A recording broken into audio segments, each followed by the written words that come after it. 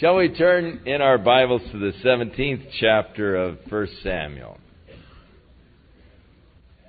In the 17th chapter of 1 Samuel, we read where the Philistines had gathered their armies together against the children of Israel, and of course the King Saul had gathered his armies together, and they were setting their battle lines, they were digging their foxholes and setting up their battle array on either side of the Elah Valley. Now, the Elah Valley is a area that is south and west of Jerusalem, maybe 15 miles. A beautiful little valley. But, of course, anything can be made ugly by war. And so, on the mountain on one side was the camp of the Philistines. On the mountain on the other side was the camp of Israel. And in those days, they would take their time, in getting started into a real battle. They'd come and they'd yell and they'd have their shouts and they'd try to psych each other out. And the children of Israel have been pretty well psyched out by this fellow Goliath, who came out every day for 40 days. The champion from the Philistines, he was from the city of Gath. He was 9 feet 6 inches tall. He had a brass helmet, a brass coat of mail that weighed 500 or 5,000 shekels, was it? And he had these plates of brass on his legs. He had a brass chest protector. His spear was like a weaver's beam, huge spear. And man, he'd come out there and stand, and he was an awesome sight in the eyes of the children of Israel. And daily he would challenge them. He would say, look, facing off here in battle, we can settle it easily. Send out a man to fight me, for I'm a Philistine, you're the Israelites, and if you've got a man in your army that's able to fight me, if he can defeat me, we'll be your servants. If I defeat him, then you'll be our servants. And he was daily challenging them for 40 days. Meanwhile, back in Bethlehem, Jesse called his youngest son David in and said, David, I want you to go out to the battlefield and check with your brothers and see how things are going. Take these loaves of bread for them and this bushel of parched corn, and take these cheeses for their captains, and just find out how things are going, and bring us news again of the condition of your brothers. And so David headed off on a chariot towards the battlefield in Elah Valley from Bethlehem, about 20 miles distance. And as he came near and he could see the camp of the Israelites and the Philistines, he got off the chariot and ran to meet his brothers. And of course he started sharing with them, and the parents' concern, how's everything going? Are you warm enough at nights? And, is everything okay? And as he was talking to them, this fellow Goliath came out and made his daily challenge. And so the fellows, when they saw this man, they fled from him, and they were very afraid. And the men of Israel said to David, have you seen this fellow that comes out every day to defy Israel? The king said, if any man can kill him, the king will make him very rich. He'll allow his family to become tax-free in Israel, and he'll give his daughter to the guy for a wife. And David said, the king will do what? And they said, well, he's going to give the guy a lot of riches and give him his daughter for wife, and his family will be tax-free. And So David's brother, Eliab, saw David's interest in this thing, and he said to David, "Who's watching over your sheep back there in the wilderness, kid? You better get on home in a hurry. I know your heart. You're just, Dad probably didn't send you down here. You're just down to see what a war looks like, and you go home in a hurry." And his big brother is trying to sort of protect him. And David said, "Hey, wait a minute. What have I done? There's a cause here. This fella is defying the armies of the living God. And if none of you fellows want to go out and fight him, I'll go out and fight him."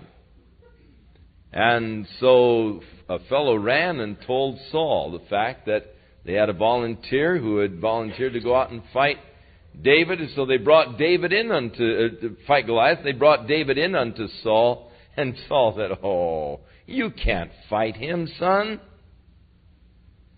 That man is a man of war. You're just a youth, and he's been a man of war from his youth. You can't go out and fight him." And David said, "Wait a minute, don't reject me so fast."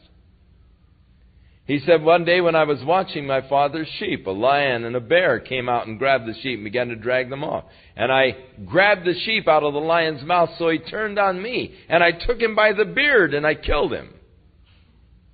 And I also killed the bear. And the God who delivered the lion and the bear into my hands will deliver also this uncircumcised Philistine." So Saul said, "Well, give you a try here, and take this helmet and this armor plate and so forth." And so they put this armor on David and the helmet, and he's probably just a little kid, and the helmet probably came down over his ears, and the armor plate so heavy. He said, "Oh, if you don't mind, I haven't tested this stuff. I don't think I better use this. I'll just go out as I am." And so David headed toward the giant. Now, one interesting thing about the Elah Valley, there is a dry stream bed in the bottom. Of course, it's got water in it when it rains. But it's one of those typical Southern California type of rivers, that only gets water when it rains. But interestingly enough, when God created the earth, I have in my office actually some, and I should have brought some out tonight. But when God created the earth, knowing what was going to transpire in this particular valley, when God made this valley and this particular little stream bed, God just placed thousands of smooth, round stones in this particular stream bed. I've never seen any stream bed with so many smooth, round stones. Beautiful stones for a sling. And I've got a bunch of them in my office. I like to pick them up out of that stream bed because they're so perfect for a sling. And so David stopped by and he picked up 5 smooth, round stones. And there's just bundles of smooth, round stones in this stream bed. And he headed up the hill towards the giant. Put them in his little shepherd's sack. Headed up the hill. Well, when Goliath saw David coming, he was outraged. He said, "Am I a dog that you'd send a child out to fight me?" And he began to curse David by his gods. And said, "All right, kid, you're asking for it. I'll chop you up and feed you to the birds." And David said to the giant, "You come against me with a sword and a spear and a shield. But I come against you in the name of Jehovah of hosts, the God that you have defied. And he is going to deliver you into my hand, and I'm going to chop up your whole army and feed it to the birds." David was assured not only of victory over the giant, but over the whole host of the Philistines. And so David took one of the stones out of his little pouch, put it in his sling, and let fly towards the giant, and he sunk the stone right into the forehead of the giant. And the giant fell down, and David went running up, and because he didn't even have a sword, all he had was the sling, he didn't even have a sword. He pulled the sword out of the sheath of the giant, his own sword, and David used it and hacked off his head. And then he grabbed it by the hair and held it up, probably began to swing it around, yelling. And all of the Philistines, when they saw this, their champion destroyed by a child, panic gripped them, and they began to flee. And of course the men of Israel, when they saw this, their hearts were encouraged, and they all came out of their tents and began charging after the Philistines. And there was a great slaughter of the Philistines that day. And so the Lord delivered the Philistine there in the hands of David. Now when Saul saw David go out against this fellow, he said to his captain Abner, "Who is this young fellow? Who's his dad?" And Abner says, "I don't know. As my soul lives, I can't tell you." And so the king says, "Inquire and find out whose son he is." And so as David returned from the slaughter of the Philistine, Abner took him and brought him before Saul with the head of the Philistine still in his hand. It was a trophy that David had. He wasn't going to let the thing go. He was going to carry it around for a few days. Must have been a big head, too. You know, guy 9 foot 6 inches tall. And he said, "Whose son are you, David?" David said, "I'm the son of thy servant Jesse, the Bethlehemite." Now when it came to pass, when he had made an end of speaking to Saul, that the soul of Jonathan, Saul's son, was just sort of knit with the soul of David. Jonathan loved him as himself. Actually, there came a bond between Saul's son Jonathan and David. They were really sort of two of a kind. They were both of them very adventuresome. They were both of them very daring. Both of them with great confidence in God, great love for the Lord. It was Jonathan, you remember last week, we were studying about him when they were facing the Philistines. He was the one that woke up his armor bearer and said, "Hey, I've been thinking this morning, it doesn't make any difference to God if we have a whole army or just ourselves. If God wants to deliver the Philistines in the hands of Israel today, He can do it to just two of us. He doesn't need the whole army. Let's go over this morning and see if God wants to deliver the Philistines into the hands of Israel." And so he, with his armor bearer, took on the whole army of the Philistines. Just find out if God wants to deliver, because God's big enough. If He wants to deliver them, He doesn't need a whole army. He only needs two. And God delivered the Philistines into the hand of Jonathan and his armor bearer that day. And so Jonathan and David were really sort of two of a kind, so they just immediately hit it off. They just, that kind of a thing where a bond was formed, a deep bond was formed between these two fellows, Jonathan and David. Now, Saul sort of kept David. I mean, he just, also at this point had a very great admiration and liking for this brave, daring young kid. And so he wouldn't let him go home. He's going to keep him now there with the army. And Jonathan and David made a covenant because they loved each other so deeply. And Jonathan stripped himself of the robe that was on him and gave it to David, and his garments and his sword and his bow and his girdle. I mean, he just gave David, "Hey, here, take my sword, my bow, he just tried to show his expression of love towards David. And so David went with Saul wherever Saul would go. And David behaved himself very wisely. So Saul set him over the men of war. And he was accepted in the sight of the people. Now, though he was just a very young fellow, he was set over a part of the army. And these guys respected him so much from, of course, God's deliverance of the Philistine into his hand that they just accepted him. But then trouble began to arise. Because as they would come into a village, after David had returned from the slaughter of the Philistine, that the women came out of all of the cities of Israel, singing and dancing to meet King Saul, with their tabrets and with joy and with instruments of music. And the women would sing back and forth, one to another. And one group would sing, Saul has slain his thousands. Now, he was used to this. The women had started this when Saul would come back from victory. They'd come out and they'd sing with their tambourines, and they'd go through their dances singing, Saul has killed his thousands.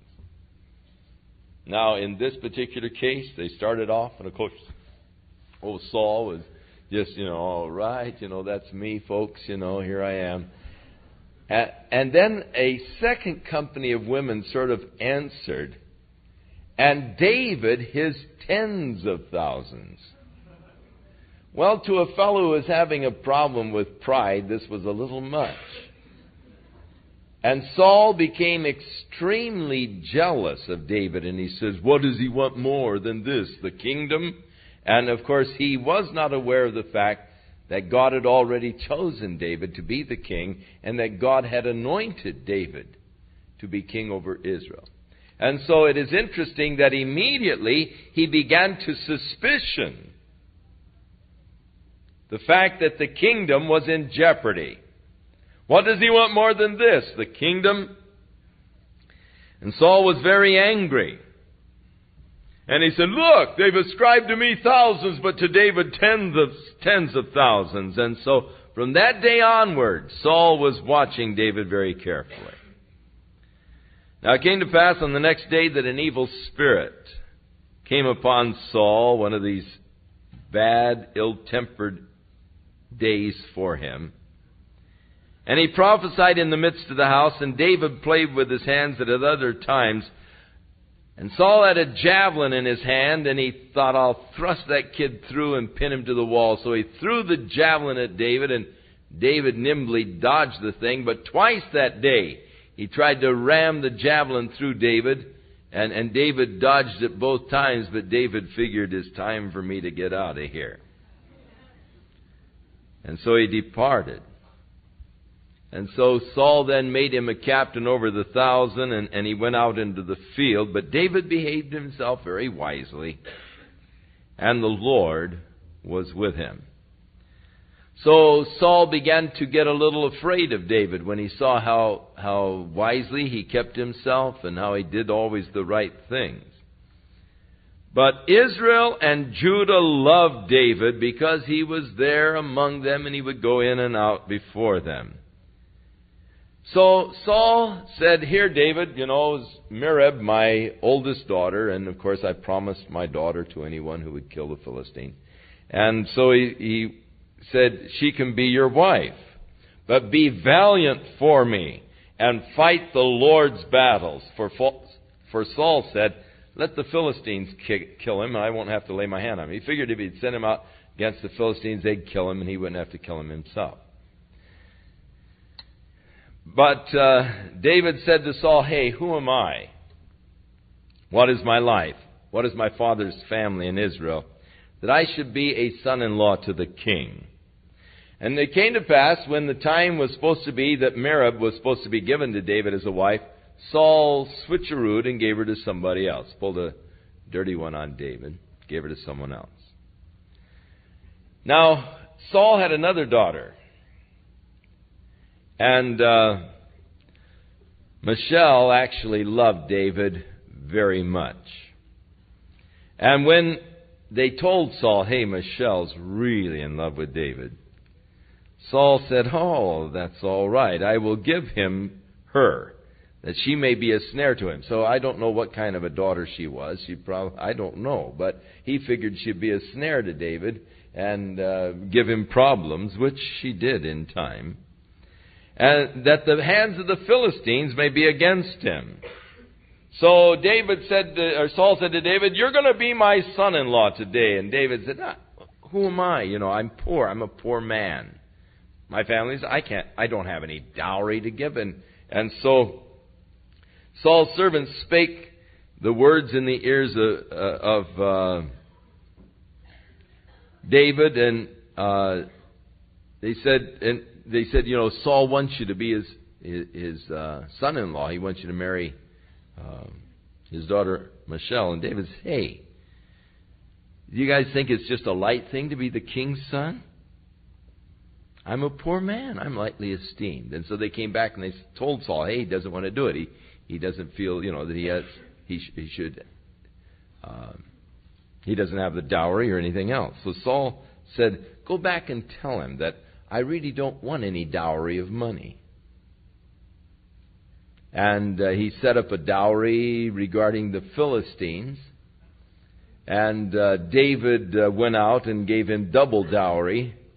And so Saul then, of course, was sort of shocked and surprised. He figured David would get wiped out in going out against the Philistines. But he gave then his daughter Michal to David as a wife. Now in the 19th chapter we find Saul's third attempt to kill David. David spoke to Jonathan his son, to all of his servants, and he told them that they should kill David. But Jonathan, because of his love for David, said to his father, or he said to David, David, my dad seeks to kill you. I pray, take heed to yourself until the morning, and abide in a secret place, hide. And I will go out and stand beside my father in the field where you are, and I'll commune with my father of thee, and I'll see what I see, I'll tell you. In other words, hide yourself until I can find out really what my dad is thinking. So Jonathan spoke good of David to Saul his father, and said, let not the king sin against his servant and against David, because he hath not sinned against you, and because his works have been very good towards you. For he did put his life in his own hand, and he slew the Philistine. And the Lord wrought great salvation for all Israel. You saw it, and you did rejoice. Why then will you sin against innocent blood and slay David without a cause? And Saul hearkened to the voice of Jonathan, and Saul sware, as the Lord liveth, he shall not be slain. So there was an apparent change of attitude for a moment. Now, Saul does manifest almost a schizophrenia. I would imagine that if a psychiatrist would read the case history on Saul here, he would probably be classified as a schizophrenic. He would have these periods of great depression. He would have periods of remorse and periods of change. Oh, David, my son, you're like a son to me, and speak great words of love. And then next day try to ram him through with a javelin again. So he was very vacillating. Now Jonathan, speaking these kind words to his dad about David, Saul responded, and he said, as the Lord liveth, he'll not be slain. So Jonathan called David, and Jonathan showed him all those things, and Jonathan brought David to Saul, and he was in Saul's presence as in times past. And there was war again, and David went out and fought with the Philistines and slew them with a great slaughter, and they fled from him. And the evil spirit from the Lord was upon Saul as he sat in his house. His javelin was in his hand, and David played with his hand on the harp, and Saul sought to smite David even to the wall with the javelin, but David slipped out of Saul's presence, and this javelin went into the wall, and David fled and escaped that night. So Saul sent out messengers to David's house to watch him and to slay him in the morning. And Michal, David's wife, told him, saying, now if you don't save your life tonight, tomorrow you're going to be dead. So Michal let David down through a window, and he fled and escaped. And then she took the bed and put pillows and all under the blankets so it looked like someone was lying there. And so in the morning when the messengers were going to kill David, they said, oh, he's sick, he can't. They said, we want to bring him to Saul. They said, he's sick, he's, in bed. And so they went to Saul and they said, we can't bring him. The guy's sick in bed. He said, bring him with a bed and all so he can slay him. So they went back to get David, and then they found out that it was just the pillows under the blankets and all. David was gone. And so he got angry with his daughter Michal. He said, what are you doing, turning against your own father, your own flesh and blood to protect David and all. And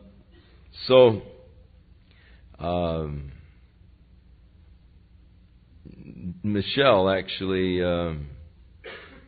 said to her dad, well, she said, he told me, let me go or I'm going to kill you. So she lied her way out of it. So David fled, and he came to Samuel there in Ramah. And he told him all that Saul had done to him, and Samuel went and dwelt in Naioth. And it was told Saul, saying, behold, David is at Naioth in Ramah. And so Saul sent messengers to take David. And when they saw the company of the prophets prophesying, and Samuel standing as appointed over them, the Spirit of God came upon the messengers of Saul, and they all prophesied. So here's an interesting thing. Samuel was there at Naioth, and David was there. And so they sent these guys out to take David in. And God's Spirit just came on him. And they just started prophesying. So he sent out another group of messengers to get David. And as they came near where the Spirit of God was working, the Spirit of God came on them, they started prophesying. So he sent out a third company of messengers to get David. And when they came into the scene and all this going on, they began to prophesy. So Saul came down himself. And the Spirit came on Saul, and he took off his clothes. He lay there naked all night prophesying. And so that they began to say, is Saul among the prophets? Again, that proverb that came out early in Saul's career. Now David fled from Naioth in Ramah, and he came to Jonathan. He said, what have I done? What is my iniquity? What is my sin that your father is seeking my life? And Jonathan said to him, God forbid. Thou shalt not die. Behold, my father will do nothing, either great or small, but he'll show it to me. And why should my father hide this thing from me? Is it not so? David said, your father's trying to kill me. Jonathan said, oh, he's not really trying to kill you. He wouldn't do anything unless he told me first, and he has not said anything about it. And David swore moreover and said, your father certainly knows that you and I are good friends. And so he said, don't let Jonathan know this, lest he is grieved. But truly, as the Lord liveth, and as thy soul liveth, there is but a step between me and death. David just said, man, I'm living on the border of eternity. There's just a step between me and death. Your dad's after me, and he's trying to kill me. Then Jonathan said to David, whatever you want, I'll do. And David said to Jonathan, behold, tomorrow is the new moon. And I'm supposed to be sitting there at your father's feast. And I'm not going to show up. And I want you to pick up on your dad's attitude when I don't show up. And if he says, where's David? Just tell him, well, his family is having an annual get-together in Bethlehem. And David pleaded with me that he might go and spend this annual family affair with his family. And so he didn't come. And just notice what your dad's attitude is when I don't show up. Because he's really planning to kill me when I come and sit there at the table. So Jonathan was a little skeptical, but he said, okay, we'll let you know. But he said, what we'll do is you wait out here behind this rock. And I'll come out with my servant. When I really found out what my dad's feelings are, I'll come out with my servant. And I will shoot my arrows and send him out after them. And if I call to him and I say, the arrows are this side of you, then they've fallen short, then you'll know that it's okay, that my dad is in a good mood and he doesn't really have any intentions of killing you.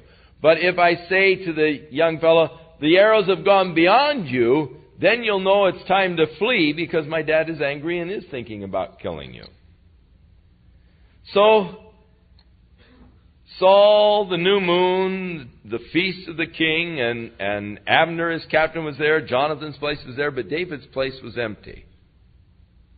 And Saul didn't say anything the first day. He figured, well, he probably isn't ceremonially clean. You know, maybe he's killed someone today, has blood on his hands, and so he wants to, go through the cleansing rite before he comes. He'll be here tomorrow. So the next day when David's chair was empty too, he said to Jonathan, where's David? And Jonathan said, well, his family's having an annual get-together. It's a family gathering, and David pleaded with me that he might go and spend this celebration with the family in Bethlehem. And Saul's anger was kindled against Jonathan. And he said, thou son of a perverse woman. And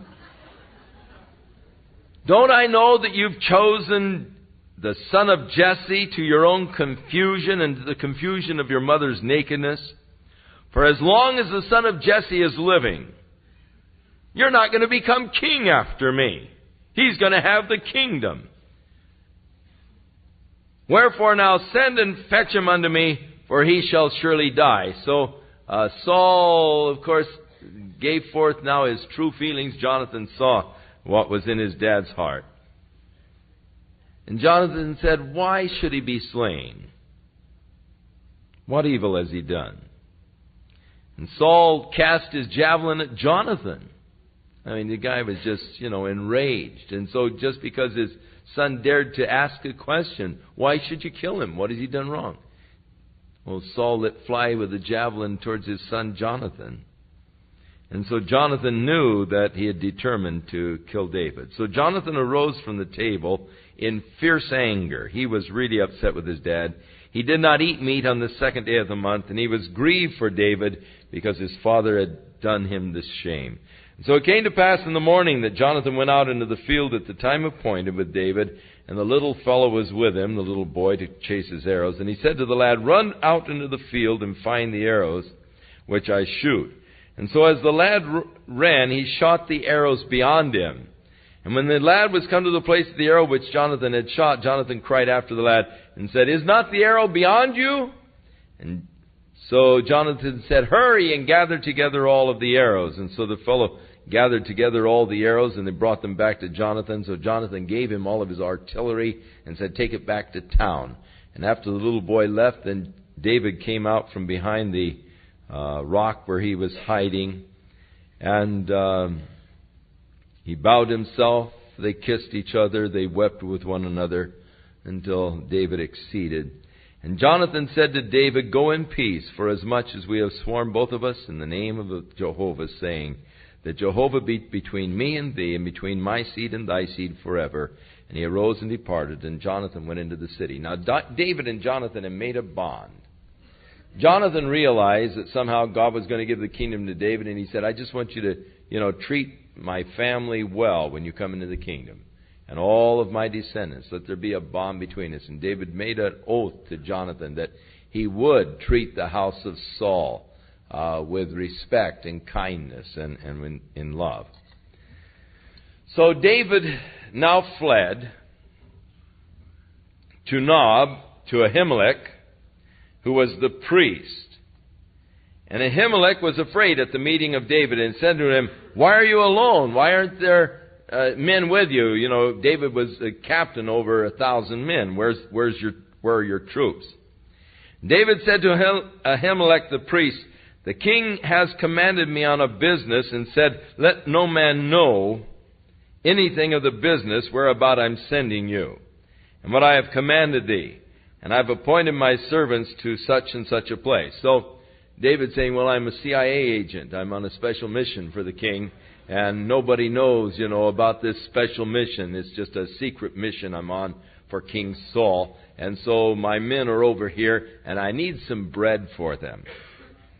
Well, the priest said, I don't have any common bread. All I've got is this bread that I've baked for the showbread for the table of the Lord. It was that bread that had been sanctified to set out before God on the table of showbread. And David said, well, give it to me, 5 loaves,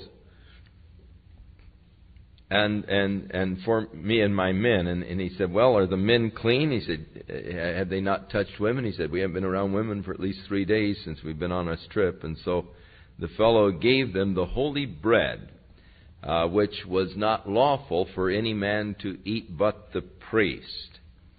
And they took it and gave it to David and his men. Now in the New Testament, Jesus makes reference to this particular incident. When the Pharisees are trying to nail him in some of the fine technical aspects of the law, Jesus said, "Did not David take the showbread which was not lawful for a man to eat?" They were getting on him because they felt he had violated the law of the Sabbath, one of the fine points of the law of the Sabbath. The disciples had gone through the field on the Sabbath day, and they took some wheat, corn of wheat. They called it the wheat, the tassel of wheat there. They call it the corn, actually. And they took it and they were rubbing it in their hands. Now, you can take the dry wheat from the stalk, and you can rub it in your hands, and as you rub it in your hands, it has the effect of sort of threshing it. What you're doing is rubbing off the hard outside hull. And then you can hold it in your hands and blow on it, and you can actually blow off the hulls. And then you can eat the wheat raw, and it's actually very good. One of the trips over in Israel, we were there in the latter part of May when the wheat fields were about ready for harvest. And up in the area near Mount Gilboa, where Saul and Jonathan were ultimately killed, which is up at one end of the valley of Megiddo. It's about 10 miles south of the Sea of Galilee, Mount Gilboa there. There in that valley, beautiful wheat fields. And so we were there, and I went out and I took some of this wheat and I rubbed it in my hands and blew off the hulls and ate this wheat. And of course, when we were kids, we discovered, out of the chicken feed, if we took the wheat, picked the wheat out of the chicken feed, when we were kids, it's soft enough that you can crunch it in your teeth and chew it. And if you chew it long enough, it turns into a gum. And we used to always chew wheat gum when we were kids. We didn't have enough money to buy regular chewing gum, so we'd pick all the wheat out of the chicken feed, and then we'd chew it. And after a while, it turns into gum, and we'd have our gum with the wheat. And so it's very nutritional, very healthy. And so the disciples were with Jesus. They were hungry. It was the Sabbath day. They were going through the wheat field, so they began to pick the corn of wheat and rub it in their hands and blow it off and began to eat it. And so they said, "Oh, look at your disciples. They're doing that which is not lawful to do on the Sabbath day. You're not supposed to do any work." And so that constituted work, rubbing the wheat in your hands. And so Jesus said, "Don't you remember what David did when he was hungry? How he went in and ate the showbread, which was not lawful for a man to eat." So Jesus makes an allusion to this thing of David, showing that human need rises above the law. Human hunger. These guys are hungry. Forget this little work bit of rubbing the wheat in your hands. They're hungry. And the hunger supersedes the fine point of the law. Even as with David, the guys are hungry. Yes, it's not lawful that they should eat this showbread. Yes, it's supposed to be, only there for the priest to eat, but the guys are hungry. And so the human hunger supersedes the fine points of the law. The point that Jesus was making. And of course, using this particular instance with David as the illustration of the point, which of course everybody accepted that David had done. In other words, there was no wrongdoing here. So the priest gave him the hallowed bread, verse 6, for there was no bread except the showbread that was taken from before the Lord, and put hot bread in the day when it was taken away. So they ate the bread that had been sitting there all week before the Lord when it was replaced by this new hot bread. Now a certain man of the servants of Saul was there that day, and his name was Doeg, and he was an Edomite. Doeg, and you could very well pronounce it dog, because he turned out to be a real dog. And he was the head over the herdsmen that belonged to Saul. And David said to Ahimelech, "Do you have here any spear or any sword? For I didn't bring any sword or weapons with me, because the king's business required haste." And the priest said, "Well, I have the sword of Goliath that you took from him when you killed him, and it's wrapped here in a cloth." behind the ephod. And so if you will take it, there's no other but that one here. So David said, there's no sword like that one. Give it to me. So David arose and fled that day for fear of Saul, and he went to Achish, the king of Gath. So actually, he fled down to the camp of the Philistines, to the enemy, the city of Gath, and to King Achish.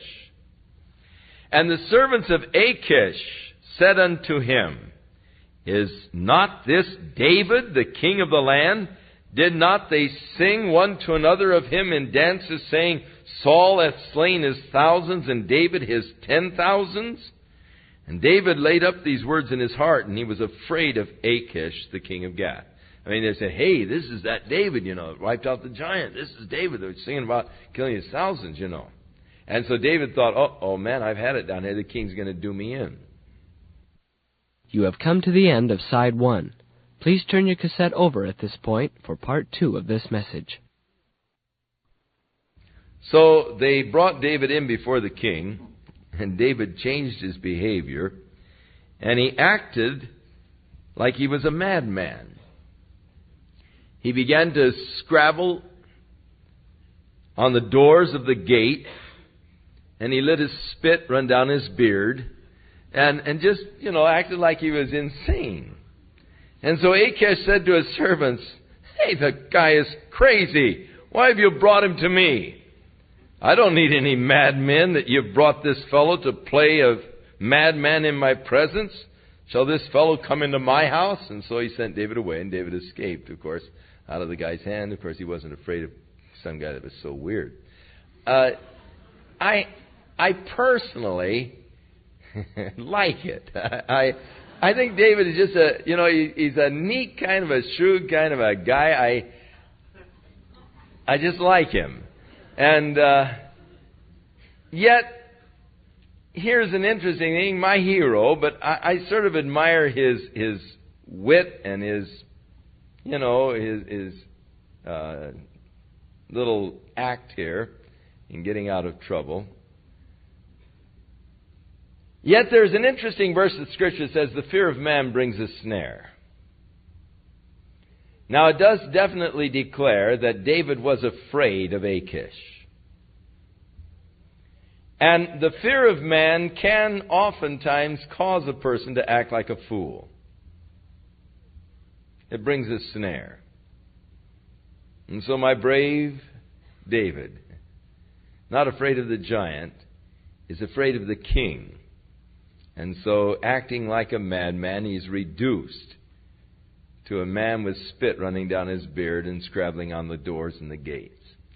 But he did escape out of the hand of Achish.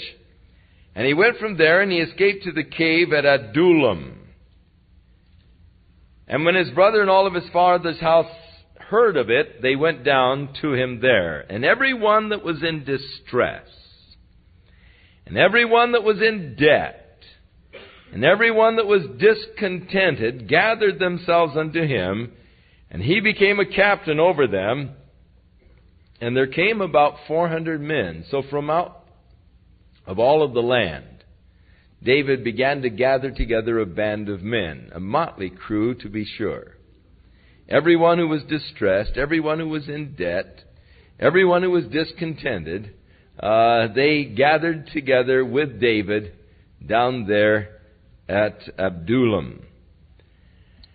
And David went from there to Mizpah of Moab. So he actually crossed over in the area of the Dead Sea, went over to the other side to Moab, and there he established his family. Now he knew that Saul's anger against him would ultimately turn against his family. So he said to the Moabites, Let my father and my mother dwell here until I find out what God's going to do with me. And so he brought them before the king of Moab, and they dwelt with the king of Moab all the while that David was in the hold. Verse 4. Now the word hold is Masadah. And there are those who believe that actually David was there in the hold or in the fort of Masada, which, of course, was later really developed by King Herod as a winter palace and a fortress. So it is possible. David was down in that area of the Dead Sea. It is possible that this is indeed a reference to Masada, but he was there in the hold or in the fort, wherever it might have been. Now, I want you to put a little note here to read Psalm 57 and Psalm 142. Both of these psalms were written at this particular time of David's experiences. And so I want you to go home tonight and read these two psalms, but I want you to be thinking now of the background of these two psalms. As David writes Psalm 47 and Psalm 157 and Psalm 142, he's down there. Saul is pursuing him. He's just taken his parents to safety over in Moab. He's hiding there in the wilderness area down near the Dead Sea. And the prophet Gad said unto David, Abide not in the fortress, or in the hold, in Masada.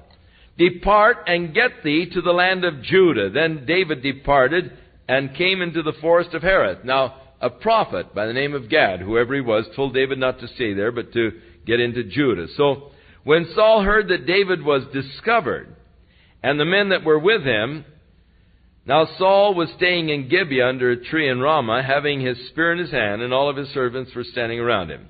And Saul said to his servants that stood about him, Hear now, ye Benjamites, this son of Jesse,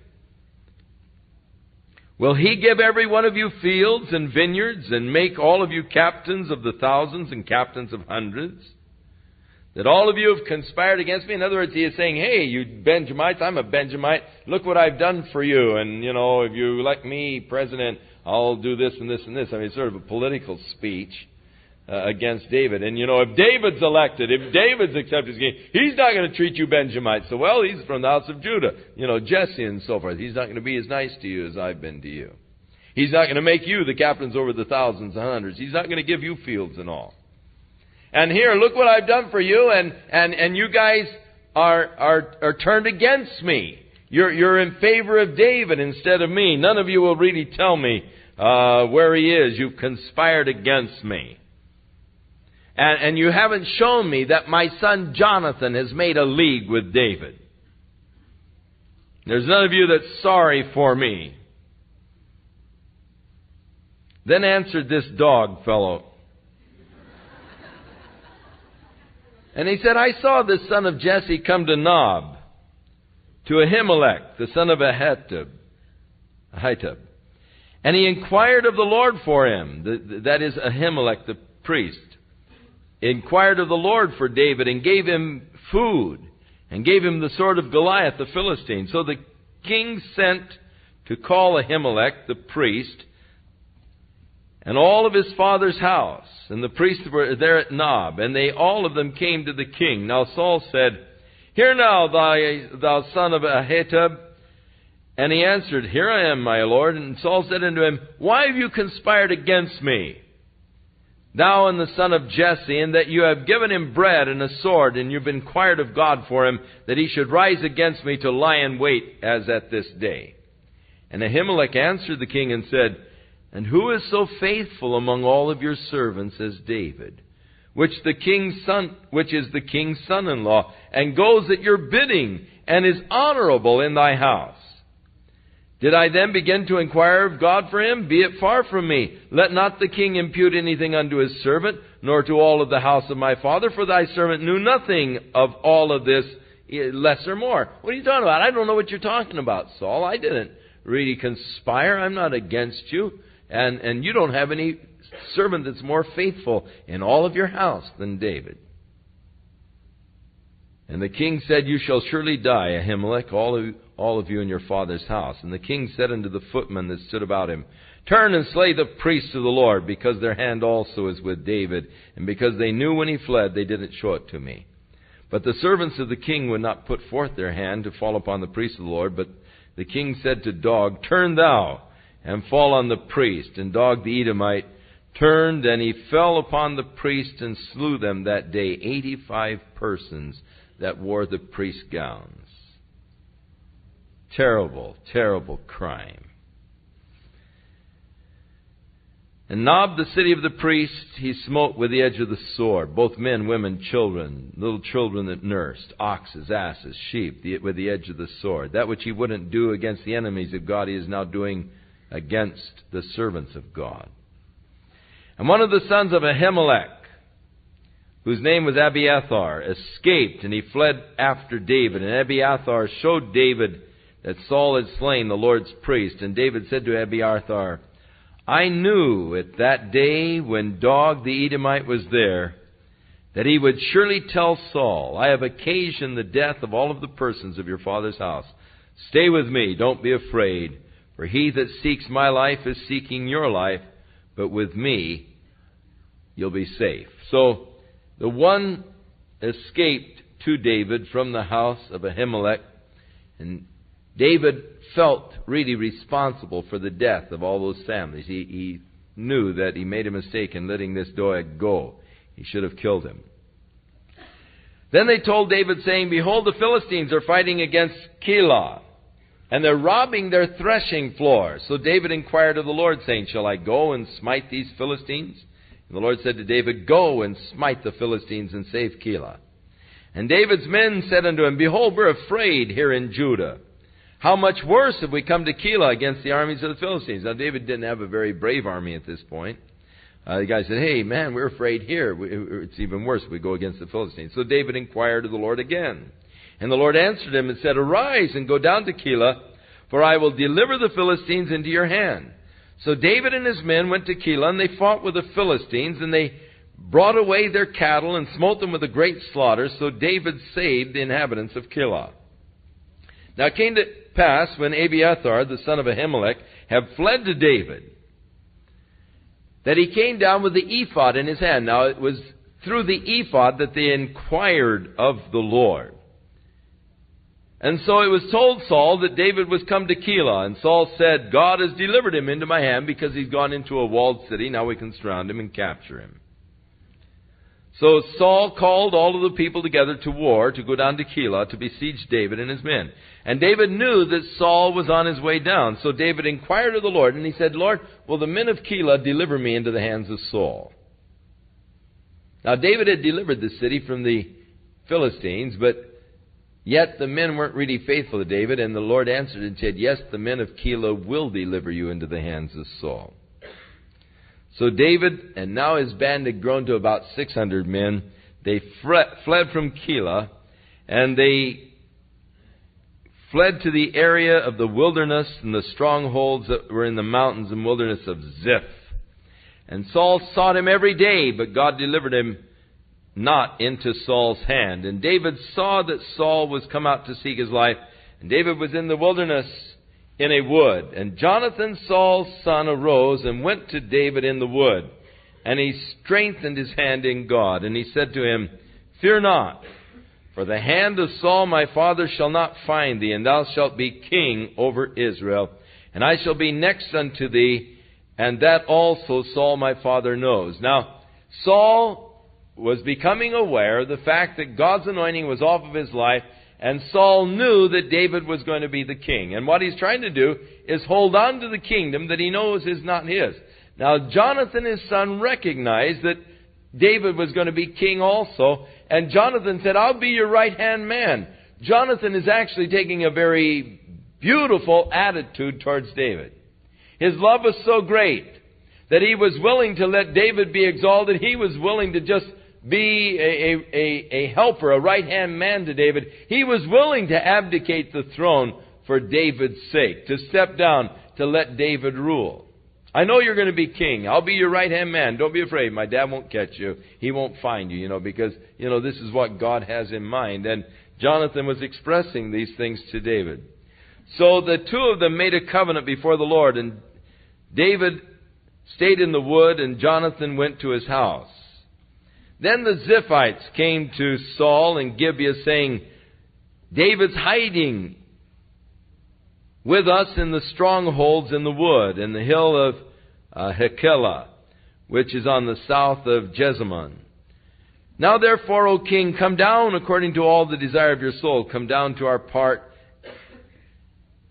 and our part shall be to deliver him into the king's hand. So Saul said, Blessed be ye of the Lord, for ye have compassion on me. What a phony character, using spiritual language in such evil things. You know, it's possible to just get sort of a spiritual jargon going, and you don't have enough discernment to know when to use it. You use it even for corrupt things. You know, praise the Lord, I really ripped him off, you know. And it's horrible the way people can use spiritual language for such corrupt things. Oh, blessed be you of the Lord. You've shown compassion on me. Oh. Not all who say, Lord, Lord, are going to enter into the kingdom of heaven. A lot of people use the right jargon, spiritual jargon, but they're just not going to make it. It's not what you say. It's not what comes out of a man's mouth that defiles him. Or it is what comes out of the mouth, but this dualness out of the mouth. With blessings out of the same fountain proceeds, bitter and sweet water. Blessings and curses, such things should not be. So here's the blessing, but soon curses. Go, I pray you, and prepare, and know and find out the place where he's hiding, and who has seen him, and be careful, because this guy is very subtle. And take all knowledge of all of the lurking places where he hides himself, and come and tell me of certainty. And I'll go with you, and it will come to pass that if he's in the land, I'll search him out throughout all the thousands of Judah. And they arose and went to Ziph before Saul, but David and his men were in the wilderness of Maon, in the plain in the south of Jessamon.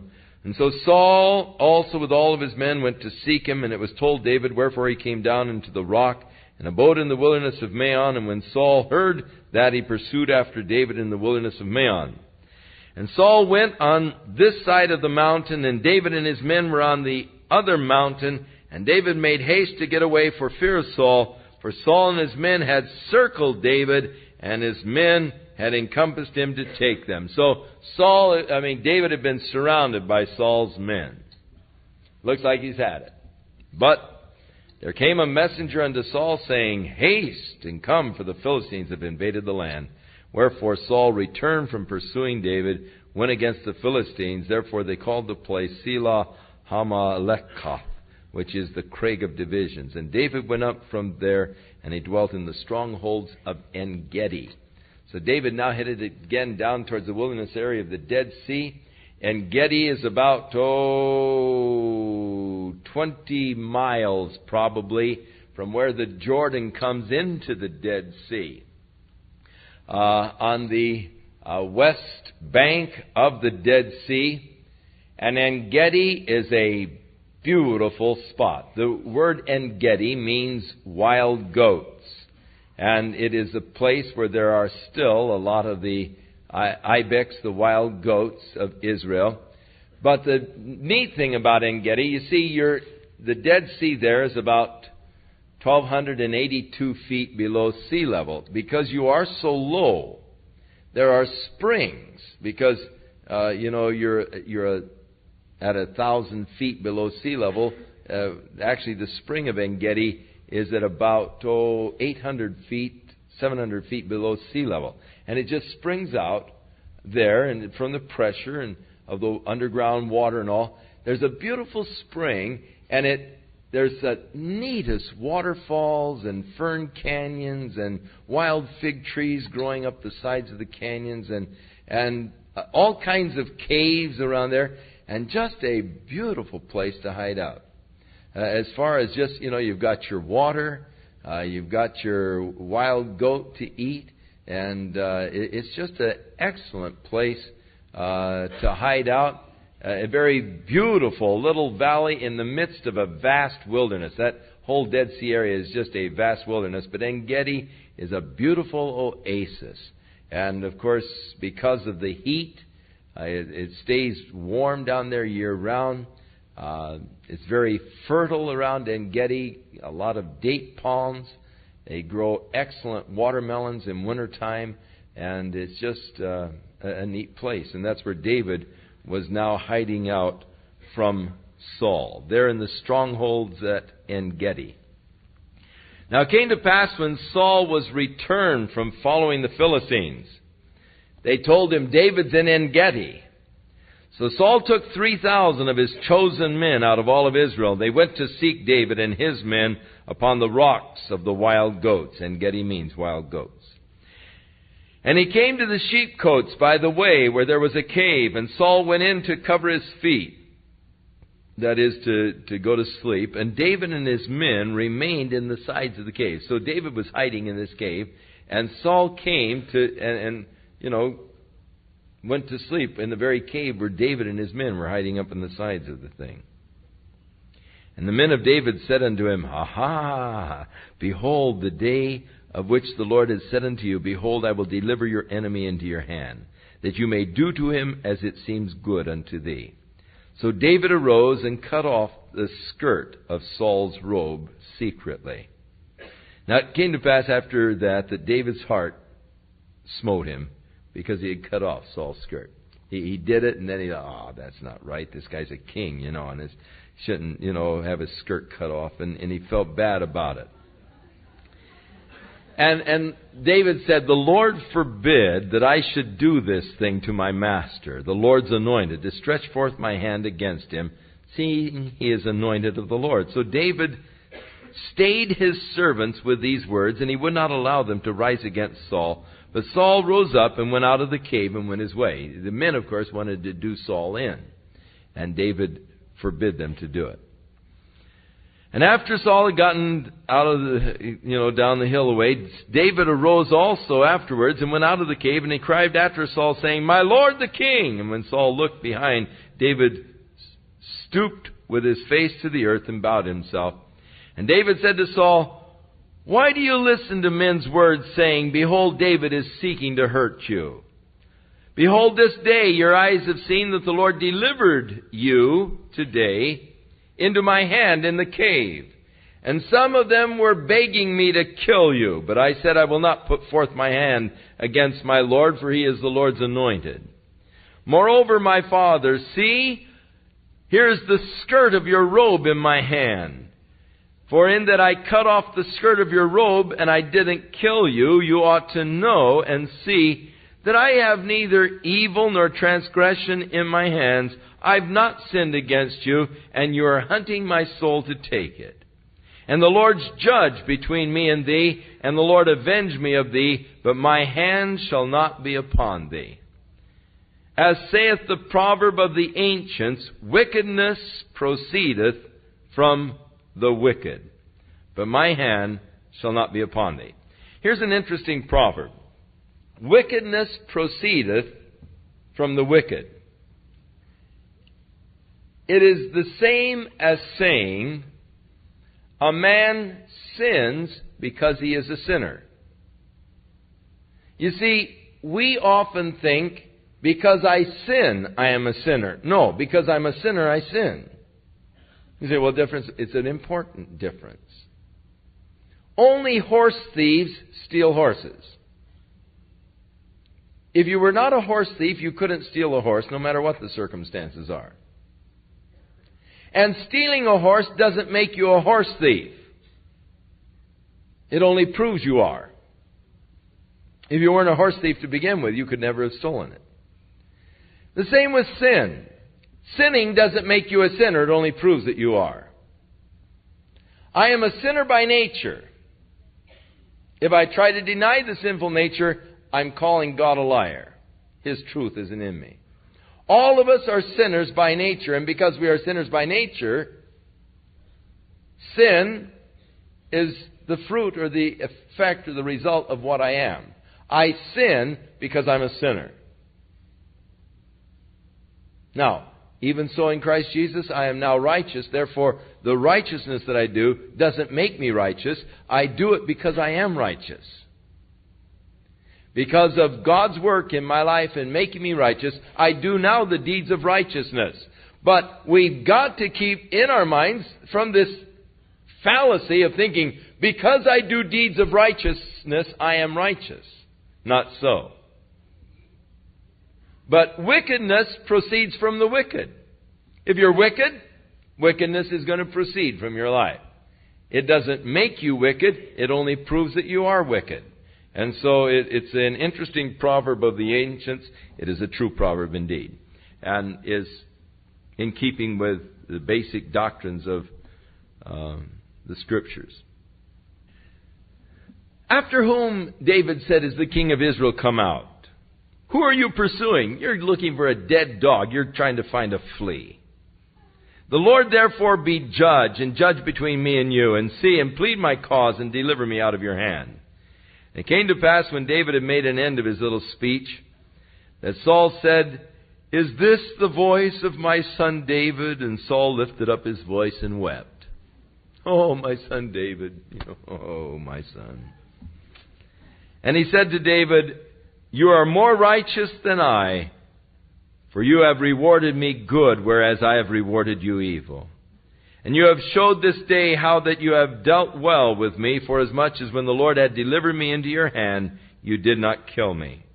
For if a man finds his enemy, will he let him go away well? Wherefore the Lord reward thee good, for thou hast done unto me this day. And now, behold, I know well that thou shalt surely be king, and that the kingdom of Israel shall be established in your hand. He knew it, and yet he sought to fight it all the way. He knew what God's will was, and still he sought to fight the will of God. The Bible says, woe unto him who strives with his Maker. How many times people are trying to fight what they know to be the will of God. Sad, but true. And Saul expresses, now I know that someday God's going to make you king. Kingdom's going to be established in your hand. Swear now, therefore, by the Lord, that you will not cut off my children after me, and that you will not destroy my name out of my father's house. And so David sware unto Saul, and Saul went home, but David and his men went into the hold. Now Samuel died, and all of the Israelites were gathered together and lamenting him. And they buried him in his house at Ramah, and David arose and went down to the wilderness of Paran. And there was a man in Maon whose possessions were in Carmel. And the man was very wealthy. He had 3,000 sheep, 1,000 goats. And they were shearing his sheep there in Carmel. Now, Carmel is the mountain range that goes from east to west. It starts at the port city of Haifa and goes east along the area. Actually, Megiddo is in a lower portion of this range of Carmel, just about the end of the range towards the east.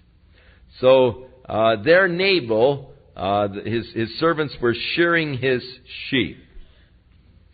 Now the name of the man was Nabal. His wife's name was Abigail. And she was a woman of good understanding and a very beautiful face. But the man was churlish and evil in his doings. And he was of the house of Caleb. And David heard in the wilderness that Nabal was shearing his sheep. And so David sent out 10 young men. And David said unto the young men, get up to Carmel, and go to Nabal, and greet him in my name. And thus shall you say to him who is living in such prosperity, peace both to thee, and peace to your house, and peace to all that you have.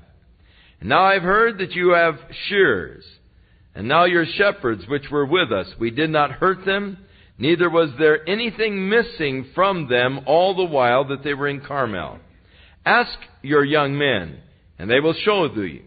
Wherefore, let my young men find favor in your eyes, for we come in a good day. Give, I pray thee, whatsoever cometh to your hand, unto your servants and to the son of David, and to thy son David.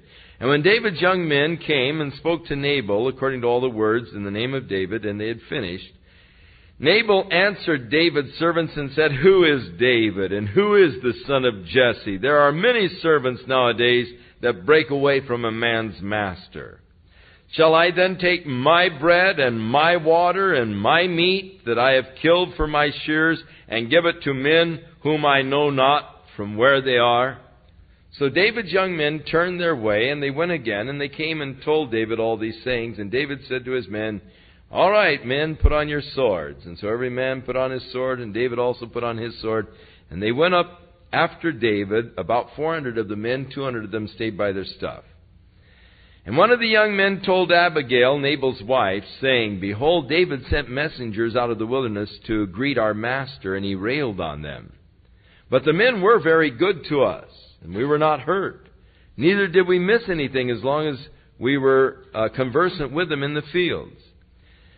They were a wall unto us both by night and day, the whole while we were there keeping the sheep. Now therefore, know and consider what you're going to do, for evil is determined against our master and against his house, for he is such a man of Belial that a man can't speak to him." So they came to Nabal's wife and they said, "Hey, David sent these servants to talk to our master, and man, he really railed on him, and that's not good, because David's men were indeed kind. They were a wall to us. They didn't take anything from us, and now, man, evil's determined. We can't talk to him. He's no one can talk to him. He's just such a character."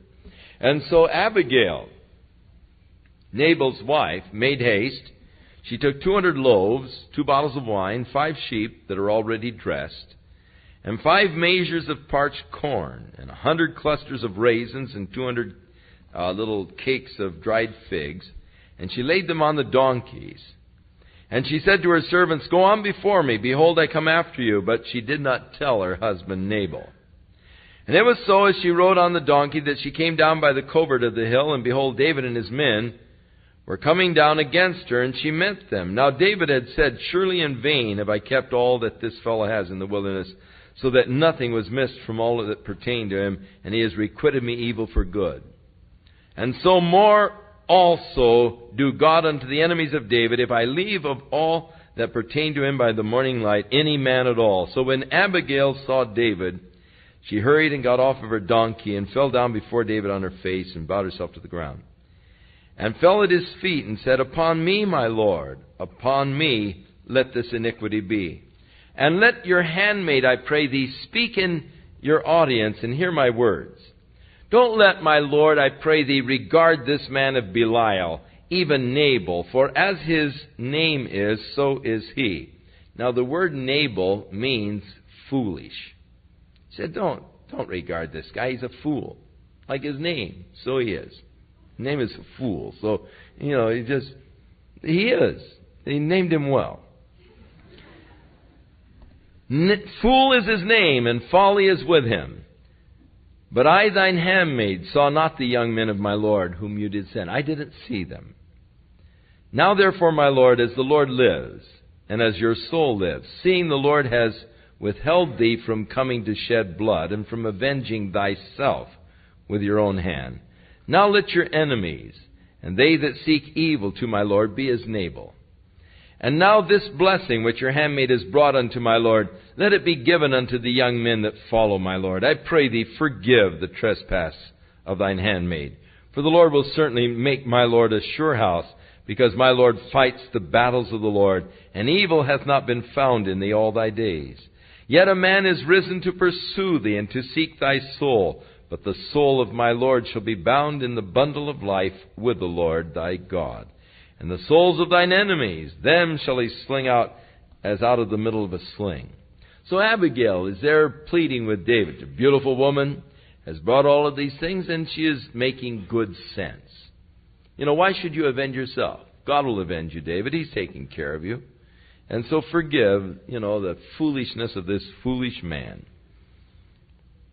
It shall come to pass, when the Lord shall have done to my Lord according to all the good that he has spoken concerning thee, and shall have appointed thee the ruler over Israel, then this will not be a grief to you that you avenged yourself. This won't be on your conscience that you came up and you wiped out this guy and his family just because he didn't give the provisions that you were wanting for your men.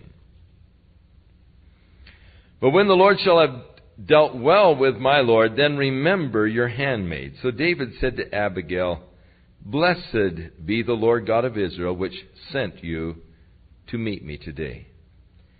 And blessed is the advice, and blessed are you, which have kept me today from coming to shed blood and from avenging myself with my own hand.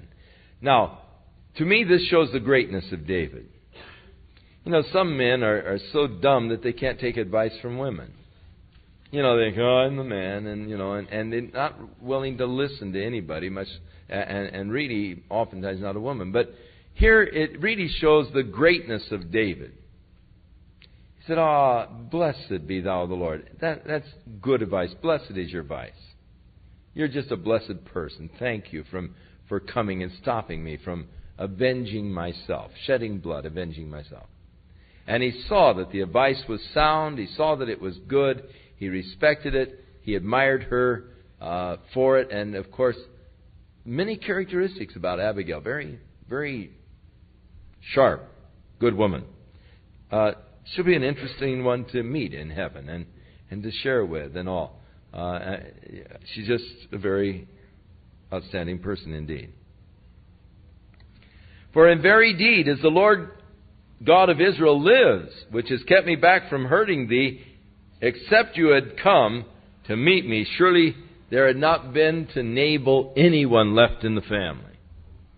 So David received of her hand that which she had brought to him, and said to her, Go up in peace to your house. I have hearkened to your voice. I have accepted what you have said. So Abigail came to Nabal, and behold, he held a feast in his house like the feast of a king. And Nabal's heart was merry within him, for he was very drunk. Therefore she did not tell him anything, less or more, until the morning. But it came to pass in the morning, when the wine was gone out of Nabal, he's sobering up, his wife told him of these things, that his heart died within him, and he became as a stone. He was so angry, it so upset him what she did, he just froze. His heart died with him, and actually he probably had a heart attack. And it came to pass 10 days afterwards that he died. The Lord smote Nabal, and he died. And when David heard that Nabal was dead, he said, Blessed be the Lord, that hath pleaded the cause of my reproach from the hand of Nabal, and hath kept his servant from evil. For the Lord hath returned the wickedness of Nabal upon his own head. And David sent and communed with Abigail, that she might become his wife. And when the servants of David were come to Abigail to Carmel, they spake unto her, saying, David sent us to thee, to take thee to him for a wife. And she arose and bowed herself on her face to the earth, and said, Behold, let thine handmaid be a servant to wash the feet of the servants of my Lord. Now here again, showing really the greatness of this woman Abigail. She said, let me wash your feet, the feet of the servants of my Lord. So they were just David's servants, but yet very gracious woman, and a marvelous woman indeed. So Abigail hurried and arose and rode on the donkey with 5 of her damsels that went after her, and she went after the messengers of David and became his wife. Now David also took Ahinoam of Jezreel, and they were also both of them his wives.